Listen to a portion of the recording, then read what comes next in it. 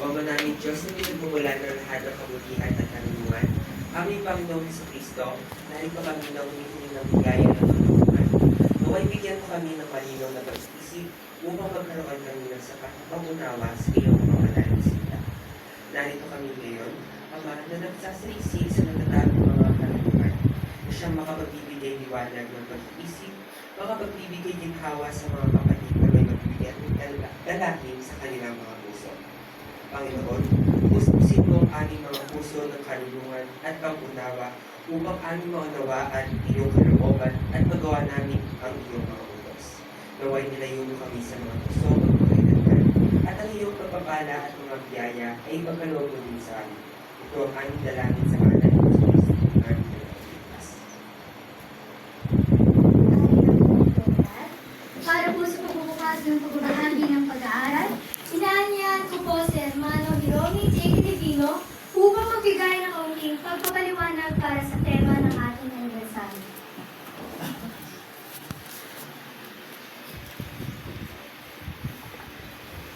Isang magandang umaga po sa ating lahat. Unang-una sa nag-iisang Panginoon.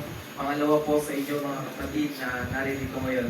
Nagpapasalamat po kami na ang pamilya ng ang bagong Jerusalem sa inyong pakikiisa sa aming pong pasasalamat o sa aming pong anibersaryo. At ngayon naman po ay akin pong ibabahagi sa inyo kung ano nga po ba ang pinagmula ng ating tema na kung saan ang mga nakaraang araw po ng pagsasabat o gimong po namin is nagbahagi po ang ating banal na espiritu ng siyang mga kataga. At sabi niya po sa bawat isa na kami po ay maghanap o hanapin namin kung ano nga po ba o kung saan nga po ba matatagpuan sa Biblia yung mga kataga na kanyang sinabi. Ang sabi niya po sa paghuwika niya ay sabi niya, tanging ang Panginoong Diyos ang siyang magtatampo sa kanyang mga anak na siyang sumusunod at kalugod-lugod. Ito pong pag-aaral na ito ay patungkol po sa kung papaano ang ating pong Panginoong Diyos, siya lamang po yung may kakayanan na magbigay o magbigay ng mga biyaya sa mga sumusunod sa Kanya. Kaya yung napagkaisahan o yung amin pong napili na tema upang maging referensya sa ating pong anibersaryo na ito ay matatagpuan po sa sulat po ni Apostol Juan dito po sa may 15, dito po sa may 5 hanggang 7 na ganito po ang sinasabi. Ako ang puno ng ubas, kayo ang mga sanga, ang manatili sa akin at ako'y sa kaniya, ay siyang nagbubunga ng marami, sapagkat kung kayo'y hihiwalay sa akin, ay wala kayong magagawa. Kung ang sinuman ay hindi manatili sa akin, ay siya'y matatapong katulad ng sanga at matutuyo at mga titipunin at mga ihahagi sa apoy at mga masusunog.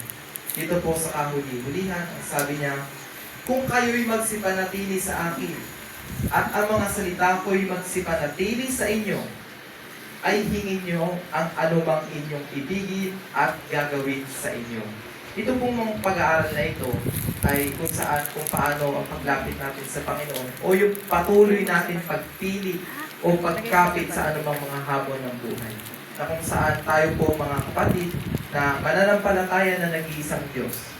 Nawa po ay sa lahat ng pagsubok ay katulad tayo ng isang sanga na nakakapit sa ating nag-iisang Panginoon.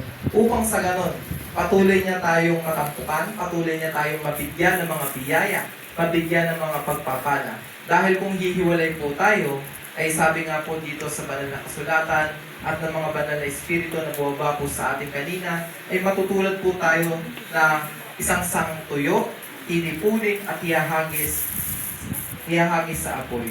Kaya mga kapatid, ngayon pong umaga nito, ay nagpapasalamat pong muli kami sa inyong pakikisa. Nawa po ay magkasya po tayo lahat sa anibersaryo nito. Maraming salamat. Maraming salamat po. Ngayon naman po ay inaanyahan po ang pangalawang Pangulo ng Bagong Jerusalem na si Hermana Jocelyn Padua para magbigay ng mensahe.